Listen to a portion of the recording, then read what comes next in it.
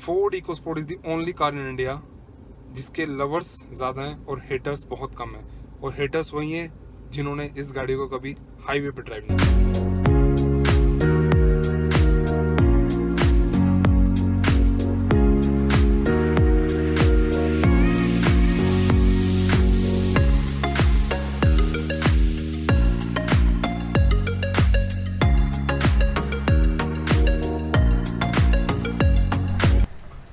Hello guys, welcome back to auto wheels India. मेरा नाम है भारत और आज की वीडियो है why I choose Ford EcoSport over Nexon and WRV।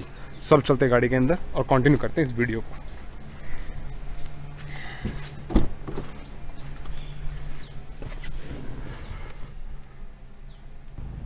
Guys, video शुरू करने से पहले आपसे एक रिक्वेस्ट है, अगर आप फर्स्ट टाइम चैनल पे आए तो प्लीज़ चैनल को सब्सक्राइब करें। आपको रेगुलर बेसिस पे ऑटो ट्रैवल वीडियोस मेरे चैनल पे मिलती रहेंगी। ये मेरी इकोस्पोर्ट 2018 मॉडल है और जिस टाइम ये परचेज की उस टाइम मार्केट में 4 कॉम्पैक्ट एसयूवी थी, EcoSport, Nexon, WRV and Brezza. Brezza already मेरे पास थी, तो बचे 3 option, EcoSport, Nexon and WRV।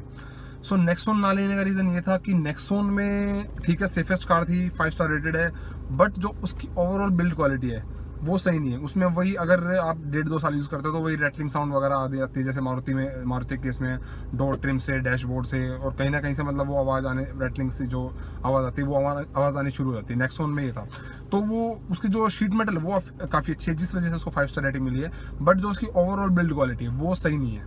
एक तो ये रीज़न था। दूसरा, टाटा की after sale service. Tata no doubt बहुत अच्छा काम कर रही है मार्केट में और हर सेगमेंट में बहुत अच्छी गाड़ी है उसकी, बट जो टाटा को अगर कोई बंदा पीछे जाता है टाटा से तो उसका रीज़न यही है, उसकी आफ्टर सेल सर्विस वो सही नहीं है।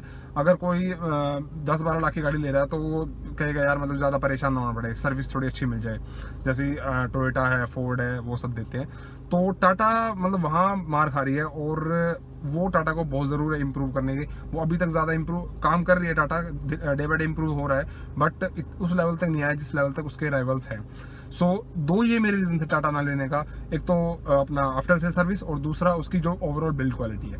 दूसरा आता है WRV। मैंने क्यों इग्नोर की WRV, तो मैंने कभी मतलब मेरे को लगी नहीं वो एक SUV वाली उसमें लुक है कोई भी, वो एक हैचबैक टाइप से लगती है और उसकी जो गाड़ी में इतने कर्व्स हैं, मतलब ओवरऑल लुक की मेन रीज़न है कि WRV मैंने कभी उसको SUV के उससे देखा ही नहीं, मतलब कि हाँ ये एक SUV है, वो एक हैचबैक टाइप गाड़ी लगती है, तो वो मैंने वैसे ही साइड कर दी थी। तो WRV तो बचा भाई अपना इकोस्पोर्ट।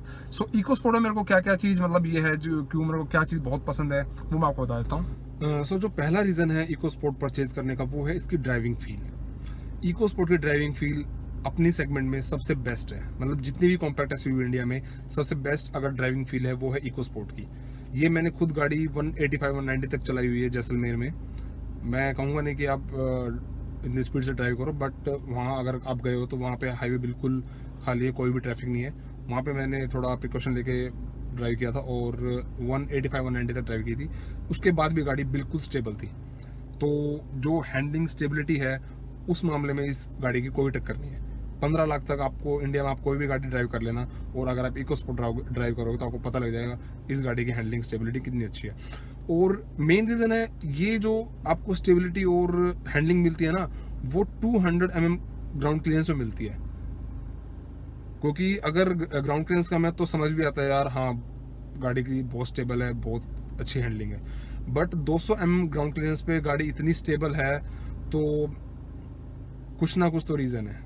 जो जिसने डिज़ाइन की है गाड़ी, जो फोर्ड के इंजीनियर्स हैं, हेड्स ऑफ, मतलब बहुत बहुत सही गाड़ी डिज़ाइन की है और बहुत अच्छी हैंडलिंग है इस गाड़ी की। तो बेस्ट कॉम्पैक्ट एसयूवी है in terms of handling stability. उसके बाद जो पॉइंट आता है वो है इसका tried and tested diesel engine. क्योंकि नेक्सॉन में जब वो लॉन्च हुई तो वो नया इंजन लॉन्च हुआ था टाटा का और इतना टेस्टेड इंजन नहीं था। ये 2013 से इंडिया में यूज़ कर रहे हैं और शुरू में 1-2 बार इसमें शिकायत आई थी, बट उसके बाद इस इंजन में कोई भी शिकायत नहीं है। तो बहुत ट्राइड और टेस्टेड इंजन है। सो ये एक दूसरा रीज़न था कि भाई अगर मैं नेक्सॉन लेता हूँ तो वो, क्योंकि उसमें नेक्सॉन में 1-2 इशू भी आए थे, वो फर्स्ट और सेकंड गियर में थोड़े जर्क लगते थे, कुछ ऐसा इशू था। तो ये ट्राइड टेस्टिंग है, तो मैंने इसलिए एक रीज़न था ये इकोस्पोर्ट लेने का। उसके बाद जो थर्ड रीज़न आता है वो है इसकी build quality, overall build quality. मैं नहीं कहूँगा ये 5 स्टार रेटेड है, बट अगर आप इसकी देखते हो, इसकी जो मेटल क्वालिटी है या फिर इसकी जो शीट क्वालिटी वो काफ़ी हैवी है। अगर आप इसके डोर ओपन करते हो उसी से आपको पता लग जाएगा कि गाड़ी कितनी हैवी है। और अगर आप बाकी इसके देखते हो, डैशबोर्ड वगैरह है, इसका जो डैशबोर्ड है, स्टीयरिंग है, इधर है, ये डोर ट्रिम्स है, तो कहीं से भी मतलब कोई भी रेटलिंग साउंड नहीं है। लगभग 40,000 किलोमीटर चल चुकी है गाड़ी और लगभग 2 साल से ज़्यादा हो चुके हैं, कहीं से भी कोई भी रेटलिंग साउंड इसमें नहीं है। कहीं भी डोर ट्रिम्स में या डैशबोर्ड में कहीं से कोई भी आवाज़ नहीं आती। जो कैबिन है बिल्कुल साइलेंट है। तो ये एक रीज़न था। उसके बाद जो चौथा रीज़न था वो है इसकी आफ्टर से सर्विस और इसकी जो सर्विस कॉस्ट है, काफ़ी पॉकेट फ्रेंडली है। कॉम्पैक्ट एसयूवी में सबसे सर्विस कॉस्ट इकोस्पोर्ट की है, सबसे जो कम सर्विस कॉस्ट है वो इकोस्पोर्ट की है। और आफ्टर से सर्विस इसलिए अच्छी है, मतलब कस्टमर को बहुत अच्छे से ट्रीट करते हैं, हर काम प्रायोरिटी पे होता है। अगर मैं कंपेयर करता हूँ टाटा से, टाटा नेक्सॉन भी है भाई के पास, तो पता है मेरे को, मैं अगर कंपेयर करूँ तो टाटा कुछ भी नहीं है और फोर्ड बहुत अच्छी है आफ्टर से सर्विस। उसके बाद जो रीज़न आता है वो है इसकी लुक। इसकी लुक भी बहुत अच्छी है, मतलब पर्सनली मेरे को जो इसका पीछे टायर है, रियर लुक वो बहुत अच्छी लगती है। और भी अगर आप लुक देखते हो तो बहुत सॉलिड और बहुत रग्ड लुक है गाड़ी की। सो ये भी एक रीज़न था इसकी लुक जो इकोस्पोर्ट लेने का। उसके बाद जो रीज़न आता है वो है फीचर्स। उस टाइम टाटा नेक्सॉन में बिल्कुल भी फीचर्स नहीं थे और इकोस्पोर्ट में बहुत ज़्यादा फीचर्स मिल गए थे।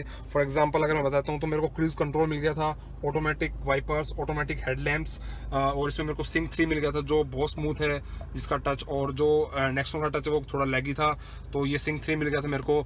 और लेदर सीट कवर्स मिल गए थे, तो काफ़ी एडिशनल फीचर्स मिल गए थे। सो इसलिए मैंने इकोस्पोर्ट को चूज़ किया ओवर नेक्सॉन एंड WRV। और अब आपसे रिक्वेस्ट कर लेता हूँ, अगर आप फर्स्ट टाइम मेरे चैनल पे आए तो प्लीज़ मेरे चैनल को सब्सक्राइब करें। आपको रेगुलर बेसिस पे ऑटो ट्रैवल व्लॉग्स मेरे चैनल पे मिलते रहेंगे। Okay guys, bye.